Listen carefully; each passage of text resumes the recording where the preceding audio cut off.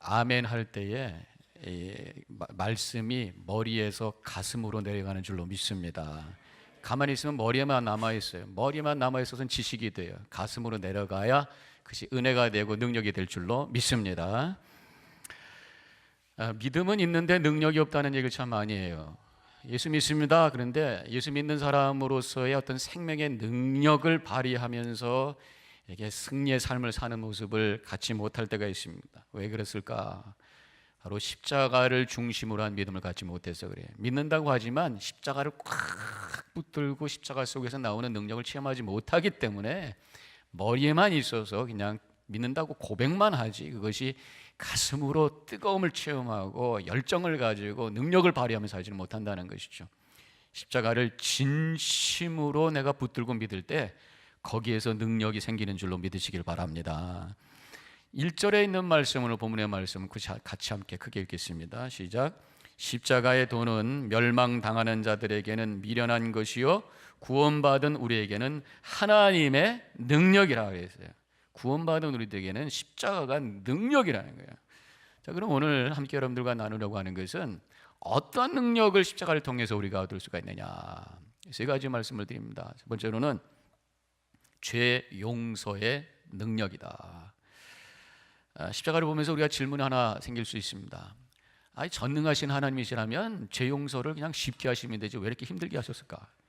그냥 너희들의 죄를 용서하노라 선언하면 되지 왜 그 아들을 십자가에 달리셔서 그렇게 고통당하시면서 그렇게 피 흘리시면서 죽게까지 하시면서 죄 용서의 사건을 이루셨어야만 하는가? 그런 질문 안 생깁니까? 그렇죠? 일단은 이러한 그 십자가를 통해서 우리의 죄를 사할 수밖에 없다면 논리적으로 생각해 보면 죄가 간단치 않다는 게, 죄가 그렇게 만만치 않다는 것입니다. 죄의 문제가 그렇게 쉬운 게 아니라는 것입니다. 죄의 문제가 뭔가 거기에 엄청난 능력이 있다는 거예요. 죄의 능력은 대단하다는 것입니다. 죄의 능력을 알아야 우리가 십자가의 능력을 알 수가 있는 것입니다. 죄의 능력이 크다는 것을 알 때 그 죄를 무력화시키기 위한 십자가의 능력이 얼마나 크다는 걸 알아야 돼요. 반대로 생각을 해보면 우리가 십자가의 능력을 깨닫지 못하는 이유가 뭐냐? 죄를 우습게 생각해서 그렇다는 것입니다. 사람들은 죄를 굉장히 단순하고 쉽게 생각해요. 사람들이 생각하는 죄는 사람의 부족함, 사람의 유한성에서 나오는 자연스러운 결과다. 그러니까 쉽게 얘기하면 이런 거다 이거야. 어떻게 하자는 거야. 우리는 이런 건데, 이런 거죠. 또 어떤 분은 죄라고 하는 것은 무지에서 온다. 몰라서 그런 거다. 가르치면 되겠다. 가르친다고 죄가 없어집니까? 가르치면 더 지능적으로 죄를 짓는 사람도 있단 말이죠. 배운 사람이 더 무서운 죄를 질 때가 있고, 배우면 배울수록 죄 안 짓는 것처럼, 죄가 없는 것처럼 포장을 더 잘하는 능력이 생기는. 제가 아는 목사님이 설교를 하는데 제가 그 설교를 들었는데 참 재밌는 얘기 하더라고요. 한국에서 목회할 때 시골에서 목회를 했대. 시골에서 목회를 하니까 순박하잖아요, 시골 사람들은. 그러니까 금방 그 사람이 죄송합니다, 뭐 이게 표현을 좀 이렇게 좀 속된 표현을 해서 삐졌는지 아닌지를 금방 한다는 거예요. 하루면 안 돼. 근데 그 목사님이 그러니까 그 문제를 빨리 해결할 수가 있어요. 가서 찾아가서 권면하고 문제 해결하면 되는데, 그 목사님이 강남에 가서 많이 배운 사람들이 모여 있는 그 한국의 강남에 가서 목회를 하는데, 거기서는 이 사람이 삐졌는지를 알려면 3개월이 걸린다는 거예요. 아닌 것처럼 하면서, 그런데 속에는 꿍 해가지고 나중에 그 미움이 그 속에 푹 담겨 있는데도 아닌 것처럼 하다가 나중에 뒤로 뭐 이상한 얘기하고, 그래서 교회가 참 힘들어져. 그 문제를 참 해결하기 힘들었다, 그런 얘기를 하더라고요. 그래서 우리가 배우든 안 배우든 무지하든 육식하든 누구나 다 죄인인 거예요. 그것이 드러난 사람이 있고 포장한 사람만 있을 뿐이라는 것을 그 목사님이 말씀을 하시더라고요. 죄가 별거 아닌 것으로, 죄가 뭐 할 수 없는 것으로 그렇게 생각하는 이유가 뭐냐? 그것은 세상 속에서, 사람들 속에서 죄를 보기 때문에 그런 것이. 하나님의 눈으로 죄를 봐야 죄가 얼마만큼 심각하다고 하는 것이 실감이 되는데, 그냥 인간의 눈으로 인간 속에서 보다 보니까 뭐 너나 나나 다 그런 거지 뭐 그런 거 뭐 이렇게 생각을 하게 된다는 거예요. 기준이 어디냐가 참 중요한 겁니다. 페인트 칠을 할 때 이 벽은 괜찮으니까 여기만 해야 되겠다, 시간도 없고 그러니까 여기만 해야 되겠다, 그러고 시작을 하면 괜찮았던 벽이 갑자기 더러워지는 거예요. 왜냐하면 여기가 깨끗해지니까 깨끗한 페인트에 비교했더니 더러워진 거예요. 그전에는 더 더러웠던 벽에다 기준했더니 괜찮았는데 깨끗한 페인트가 되다 보니까 더러워져 결국은 다 하게 되는 거란 말이에요. 우리의 심각성을 느끼지 못하는 것이 거룩하신 하나님 앞에 서지 않기 때문에 그런 것입니다. 세상 속에 파묻혀서 자신을 보니까 오히려 나는 이 정도는 괜찮은 거지, 나는 이런 정도는 의로운 건지, 그러다가 교만이 돼가지고 다른 사람의 잘못과 부족함을 정죄하는 교만의 마음까지 들더라, 그런 얘기입니다. 하나님 앞에 우리 자신을 펼쳐봐야 될 줄로 믿습니다. 하나님의 눈으로 우리를 바라볼 때 그 죄는 심각한 거예요. 왜 그렇게 하나님께서 우리 죄를 심각하게 취급을 하시느냐? 그것은 하나님의 속성 때문에 그렇습니다. 하나님 자신의 속성 때문에. 하나님은 완전한 신분이시고 하나님은 완전한 거룩과 공의를 가지신 분이에요. 하나님의 그 완전함과 완전한 공의와 완전한 그 거룩 때문에 조금의 불의와 죄도 용납할 수 없는 분이 하나님 자신이다, 그런 얘기입니다. 신명기 32장 4절에 이런 말씀이 나오면 다 같이 함께 읽겠습니다. 그는 반석이시니 그가 하신 일이 완전하고 그의 모든 길이 정의롭고 진실하고 거짓이 없으신 하나님이시니 공의로우시고 바르시도다. 시내산에서 모세가 만났던 하나님, 그 하나님을 이렇게 고백을 했던 것입니다. 정의롭고 거짓이 없고 공의롭고 빠르신 분이다 그러니. 근데 그 하나님의 정의와 공의는 적당한 정의와 공의가 아니에요. 완벽한 정의, 100%의 정의와 거룩을 가지신 분이 바로 하나님이시라는 것입니다. 그분 앞에서는 조금의 부족함과 거짓과 불의를 용납할 수 없는 거룩이 그 하나님 앞에 있어요. 그래서 그 하나님의 거룩함과 완전한 공의 앞에서의 죄에 대한 반응은 바로 죽음이다. 그래서 죄의 값은 사망, 이것이 하나님의 법이라고 하는 것이에요. 그런데 하나님은 그러한 성품만 있는 것이 아닙니다. 사랑의 성품도 있어요. 하나님의 사랑은 적당한 사랑이 아니라 그 사랑도 완벽한 100%의 사랑이, 이 정도 죄만 사해 주시는 분이 아니라 모든 죄, 어떠한 끔찍한 죄도 완전히 용서할 수 있는 그 사랑이 바로 하나님 안에 있는 사랑이라는 거예요. 그래서 하나님은 이 두 가지 성품이 같이 공존해 계신 분입니다. 그래서 하나님의 공의의 관점에서 인간의 죄를 보면 아무도 용서받을 수 있는 가능성이 없어요. 모두가 다 죽음에 던져질 수밖에 없는, 둘째 사망, 영원한 불못에 던져질 수밖에 없는 그러한 운명이에요. 그러나 하나님의 사랑의 관점에서 보면은 어떤 인간도 100% 용서받을 수 있다라는 것입니다. 그래서 우리 하나님의 이 두 가지 속성이 있기 때문에 이것이 만족이 되셔야 돼요. 그래서 하나님은 자신의 공의를 무시할 수도 없고 당신의 사랑을 버릴 수도 없는 분입니다. 죄 때문에 인간을 죽게 하면 공의는 만족될지 모르지만 사랑이 무너지게 되고, 무조건 인간을 사랑하게 되면 사랑은 이루어질지 모르지만 하나님의 공의가 무너지게 되는 거예요. 그래서 이것을 어떻게 하나님께서 하나로 만드시는가? 그것이 바로 하나님께서 결정하신 일입니다. 하나님께서 결정하신 것은 인간을 사랑하기 위해서 자기가 공의의 값으로 죽기로 결정하신 거란 말이죠. 인간은 죄를 짓고 하나님께서는 그 값을 치르시면서 사랑과 공의가 십자가 안에서 이루어진 거예요. 하나님께서는 가치 없는 나를 살리기 위해서 당신 스스로를 죽음에 던지신 사건이 바로 십자가다. 얼마나 감사한지요. 그래서 우리 하나님의 그 공의의 차원이 얼마나 높은가. 우리가 공의 얘기는 참 많이 합니다. 의롭다는 얘기 참 많이 해요. 그러나 우리가 얘기하는 공의, 정의와 하나님의 공의와 정의는 차원이 달라요. 하나님의 공의와 정의는 단순히 고발하고 정죄하는 공의가 아니라 희생하고 포기하고 당신 자신을 죽이는 정의, 그것이 하나님의 정의입니다. 인간이 부르짖는 정의는 그저 정죄하고 고발하고 그 다음에 미워하는 차원이라고 해요. 그러나 하나님의 공의와 정의는 자신이 고통 가운데 함께 들어가는 거예요. 정죄하고 심판하지만 그 죄값을 자신이 책임지는 공의가 하나님의 공의. 하나님의 공의는 불쌍히 여기는 긍휼의 마음이 포함되어 있는 공의다라고 하는 것을 우리는 십자가를 바라보면서 깨달아야 될 줄로 믿습니다. 인간의 공의, 인간의 정의는 오히려 싸움을 만들더라고요. 내가 옳다 그러면 저쪽에서 옳다. 그래서 공의와 정의 서로 내가 옳다, 내 이것이 공의다, 서로 싸워요. 그러나 하나님의 공의는 평화를 만들고 공동체를 세우는 그러한 공인 줄로 믿으시기 바랍니다. 십자가는 이 공의와 사랑, 정의와 긍휼이 완전히 이루어진 거예요. 100% 공의가 이루어진 것이고 100% 사랑이 이루어지는 것이에요. 십자가를 바라볼 때 우리 예수님의 고통이 보여집니다. 예수님의 고통이 보여질 때 얼마나 인간의 죄가 그렇게 심각한가라고 하는 걸 실감하셔야 될 것이고, 예수님의 그 고통을 볼 때에 인간의 죄를 사해 주시는 하나님의 용서의 능력이 얼마나 강력한가라고 하는 것을 동시에 바라봐야 되는 거예요.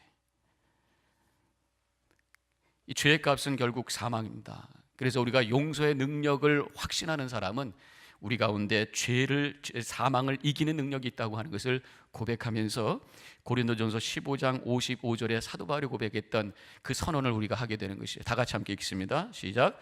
사망아 너의 승리가 어디 있느냐? 사망아 내가 쏘는 것이 어디 있느냐? 죄의 값인 죽음이 나를 향해 도전하고 있지만 죄를 이긴 용서의 능력을 내가 소유하고 있기 때문에 죽음아 덤벼봐라, 한번 해보자, 내가 이길 수 있다, 이미 나는 이겼다 라는 그러한 죄 용서받고 나는 구원받고 하나님의 생명이 내 안에 있으니까 나는 이긴다 라는 그러한 마음을 가지고 십자가를 붙드시고 죽음을 이기시는 승리의 삶을 살아가는 여러분과 제가 되기를 주님의 이름으로 간절히 축원합니다. 두 번째로 십자가를 통해서 우리가 체험할 수 있는 능력은 죄를 이기는 능력이라는 게, 죄를 이기는 능력. 우리 믿음 생활에 또 하나의 딜레마가 있어요. 그래서 뭐냐면 십자가를 믿고 하나님의 은혜를 깨닫고 감사하면서 사는데 자꾸만 죄 가운데 빠진다는 거예요. 원치 않는 모습이 여전히 내 안에 남아 있습니다. 회개했음에도 불구하고 그 모습이 또 반복이 되고 있어요. 그 왜 그렇습니까? 내가 십자가를 믿는데도 그 십자가의 승리의 능력이 내 안에 체험되어야 되는데 그것이 부족한 것이 아니냐라는 생각을 해볼 수가 있습니다. 십자가를 믿는다고 하는 것은 죄 용서의 은혜를 체험하는 것뿐만 아니라 죄를 이길 수 있는 능력이 십자가에 있다고 하는 것을 믿고 고백하는 삶이라고 하는 것이. 골로새서 2장 15절에 있는 말씀 우리 같이 함께 읽겠습니다. 시작. 통치자들과 권세들을 무력화하여 드러내어 구경거리로 삼으시고 십자가로 그들을 이기셨느니라. 십자가로 그들을, 누구의? 통치자들과 권세. 누구 얘기하는 게? 사탄 마귀. 십자가로 사탄 마귀의 권세의 능력을 물리쳐 주셨다. 무력하게 했다. 우리를 잡고 있는 무기를 빼앗아 버렸다. 해저시켜 버렸다. 십자가를 바라볼 때마다 더 이상 악한 마귀가, 악한 영이 나를 이길 수 없음을 확신하시기를 주님의 이름으로 간절히 축원합니다. 뱀으로 나타났던 그 사탄 마귀 더 이상 독에 빠져버렸어. 더 이상 이빨이 빠져버렸어. 물긴 물어요. 그래서 물어봤자 더 이상 죄에 빠지지 않아요. 더 이상 죽지 않아요. 그런 단단한 마음을 가지고, 확신을 가지고 우리가 되어야 되는 것입니다. 십자가라고 하는 것은 태초부터 예언되어 있습니다. 십자가가 승리할 것을 예언하셨어요. 창세기 3장 15절에 있는 말씀입니다. 다 같이 함께 읽습니다. 내가 너로 여자와 원수가 되게 하고 내 후손도 여자의 원수가 되게 하리니 여자의 후손은 내 머리를 상하게 할 것이요 너는 그의 팔꿈치를 상하게 할 것이니라. 여자의 후손 누구예요? 예수님께서 바로 내 머리, 누구 머리? 뱀의 머리, 사탄의 머리를 상하게 할 때가 올 것이다. 바로 예수 그리스도께서 십자가에 달리심으로 말미암아 악한 영 사탄의 머리를 짓밟아 이기셨다라고 하는 것을 믿으시기를 주님의 이름으로 간절히 축원합니다. 그런데도 우리는 자꾸만 넘어지고 쓰러질 때가 있다고 하는 것입니다. 이상하다. 십자가를 통해서 사탄이 완전히 패배됐다고 하는데 왜 우리가 또 죄에 넘어지고 쓰러질 때가 있을까? 구원에 대한 두 가지 단어를 기억하셔야 돼요. 그래서 뭐냐면 이미라는 단어과 아직이라는 단어예요. 이미 사탄은 십자가에서 완전히 패했다. 이미 예수님께서 십자가에서 사탄을 이기셔서 승리하셨다. 십자가는 승리의 깃발이다라고 하는 걸 우리가 믿어야 돼요. 그런데 아직 예수님께서 오시지 않으셔서 아직 우리는 여전히 깨어 있어야 되겠다. 아직 그 사탄의 영의 잔당들이 남아서 아직 우리를 향해서 공격하고 있다. 전쟁할 때 그렇잖아요. 이제 적군을 향해서 전쟁을 합니다. 그러면 적진에 들어가 가지고 그 부대를 격파하고 그 다음에 그 나라에 있는 모든 이 방송국이라든가 이런 매스컴들을 다 점령합니다. 그리고 공간을 점령합니다. 그러면 승리한 거예요. 그리고 깃발을 올려서 승리했다! 그리고 나팔을 불죠. 그렇다고 끝납니까? 물론 퇴각을 대부분 했습니다만 남아있는 잔당들이 있다는 것이 숨어 들어가 있어요. 때로는 게릴라전으로 하기도 하고 때로는 평상복을 입고 변장을 해가지고 그래서 막 테러를 하기도 할 수도 있고 남아있는 거예요. 완전히 승리를 했지만 그럼에도 불구하고 해결해야 될 완전한 평화를 이루는 데는 시간이 걸려요. 승리는 했지만 정상화되고 완전히 평화를 얻기 위해서는 시간이 필요하다. 이것이 지금 아직과 그 다음에 이미와 아직 사이에 있는 우리의 삶이라.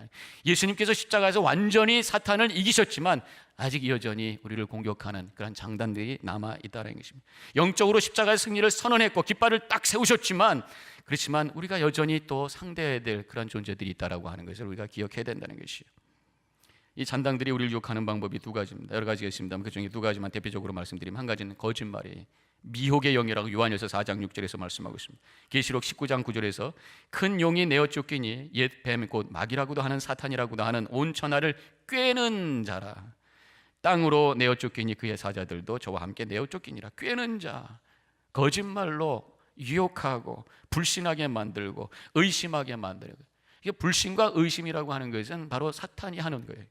에덴 동산에서 하나님의 말씀에 대해서 의심하게 만들었어요. 하나님께서 이걸 먹으면 죽을 것이다 했는데 사탄이 안 죽는다 의심하게 만들었죠. 그래서 결국은 영적으로 파괴되는 것입니다. 말씀을 의심하게 만들고 사람을 의심하게 만들고 미워하게 만들고 이게 사탄이야. 의심하게 되면 대적하게 됩니다. 하나님과 대적하게 되고 사람끼리 대적하게 관계가 깨지게 되는 거예요. 공동체가 깨지게 되는 거예요. 에덴 동산이 무너지게 되어 있습니다. 그래서 우리 마음속에 조금이라도 어떤 불신과 의심의 마음이 생길 때에 우리는 십자가를 바라봐야 돼요. 사탄 마귀를 이기신 십자가의 승리의 깃발을 바라보면서 사탄아 물러가라 하면서 승리의 삶을 살아가는 여러분과 제가 되기를 주님의 이름으로 간절히 축원합니다. 또 한 가지는 참소라는 게 있어요. 사탄 잔당들이 공격하는 방법이 참소라는 게 남을 헐뜯어 죄가 있는 것처럼 일러 바치는 것, 이것이 참소입니다. 계시록 12장 10절에 우리 형제를 참소하던 자, 곧 밤낮 하나님 앞에서 우리 형제를 참소하던 자가 쫓겨났고, 사탄이 쫓겨났는데 참소하던 자라는 거예요. 사탄이 하는 일은 계속 틀렸다는 거예요. 잘못했다는 거예요. 정죄하는 거예요. 그것을 내 자신에게 합니다. 그래서 우리에게 주는 게 자꾸만 죄책감이에요. 하나님의 은혜에 대한 감격보다는 내가 맨날 잘못한 것만 생각합니다. 그래서 좌절하게 되고 우울하게 되고 내가 무가치한 존재라고 생각하고 그래 무너지게 만드는 거예요. 또 자꾸만 잘못했다고 다른 사람을 잘못했다고 정죄하게 만듭니다. 틀린 것만 보입니다. 그러다 보니까 미움이 생기고 갈등이 생기고 깨지게 되는, 이게 사탄이 참소하는 일을 하는 것입니다. 이렇게 우울한 마음이 들 때마다, 다른 사람에 대해서 내가 미움이 생길 때마다 사탄아 물러가, 십자가에 세워있는 승리의 깃발을 바라보며 승리하시길 주님의 이름으로 간절히 축원합니다. 마지막으로 한 가지 더 십자가를 통해서 우리가 체험해야 될 능력은 고난을 이기는 능력이다. 고난을 이기는 능력. 죄뿐만 아니라 고난을 이기게 돼요. 우리가 예수 믿었지만 여전히 인생 속에서 고난이라고 하는 것은 따라오게 되는 거잖아요. 근데 우리가 십자가를 붙들고 사는 사람은 그 고난을 이길 수 있는 능력이 있다는 것입니다. 어떻게?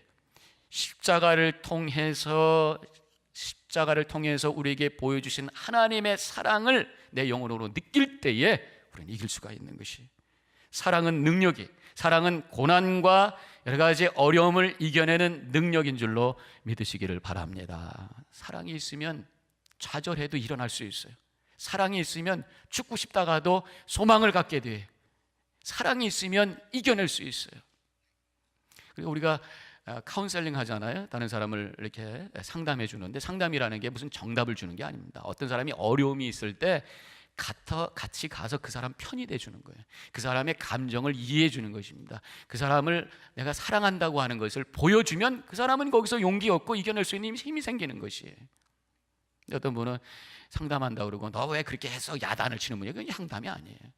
힘들었지, 알아, 할 수 있어, 내가 있잖아. 여기서 용기를 받고 나가서 그 싸워 이길 수가 있는 거란 말이에요.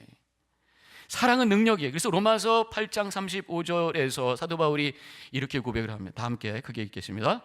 누가 우리를 그리스도의 사랑에서 끊으리요? 환난이나 공고나 박해나 기근이나 위험이나 칼이랴. 37절 계속해서 말씀하시기를 다 같이 읽습니다.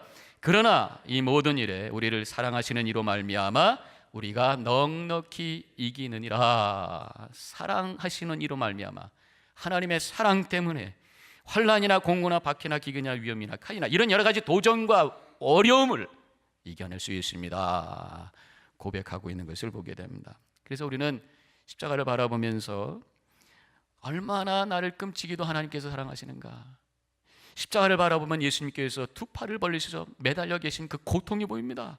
내가 너를 이만큼 사랑한다, 예수님께서 경험하고 계신 그 고통만큼 나를 사랑해 준다라고 하는 것을 내 가슴으로 느끼기 시작할 때 우리는 고난으로부터 이겨낼 수 있는 능력이 생기기 시작하는 것입니다.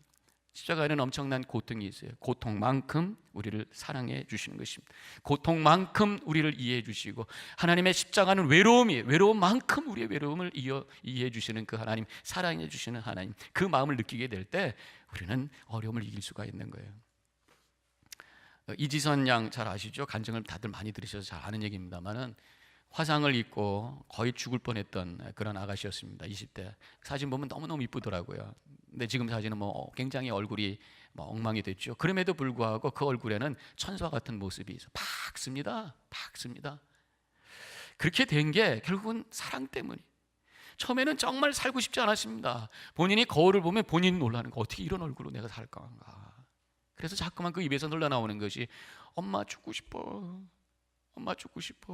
내가 엄마의 마음은 그럴 때마다 가슴이 막 미어지는 거죠. 그래서 밥을 먹으려고 해도 안 먹으려고 그럽니다. 입술이 제대로 만들어지지 않으니까 밥을 제대로 씹어 먹을 수도 없습니다. 침도 막 질질 흘러서 거기다가 수건을 갖다 대야지만 되는 상황입니다. 그래서 어머니가 밥을 한 톨 한 톨 입에 집어넣어주면서 기도를 합니다.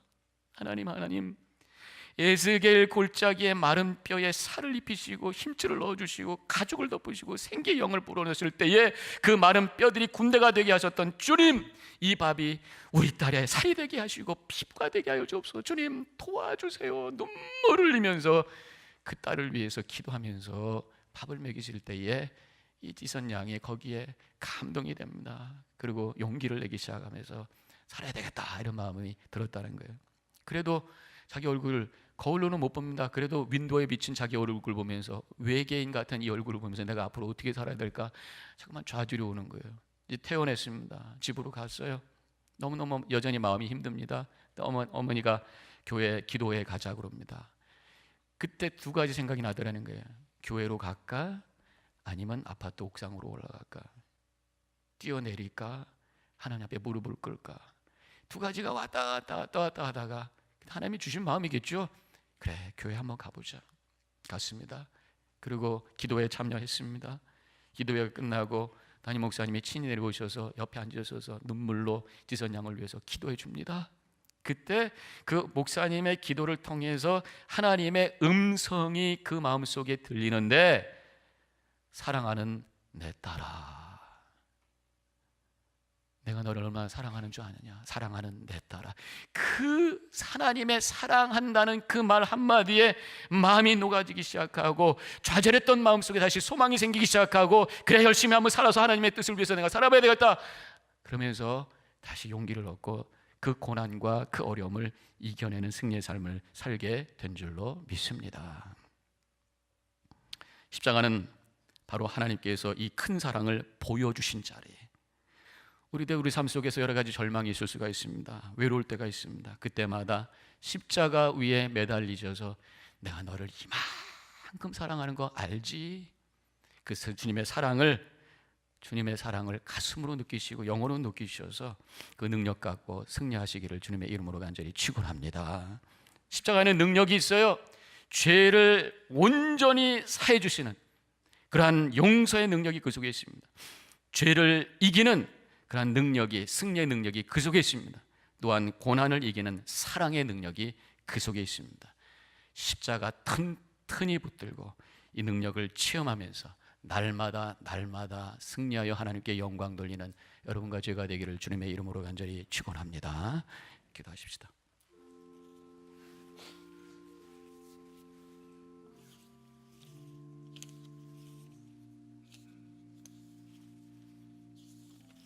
오늘 이 말씀을 다시 되돌아보면서 묵상하기를 원합니다. 십자가에는 능력이 있습니다. 죄의 용서의 능력이 있습니다. 죄를 이기는 능력이 있습니다. 삶의 문제를 이기는 능력이 있습니다. 주님 십자가 제가 꼭 붙잡고 승리하겠습니다. 결단하는 기도가 되시기 바랍니다. 잠깐 묵상하죠.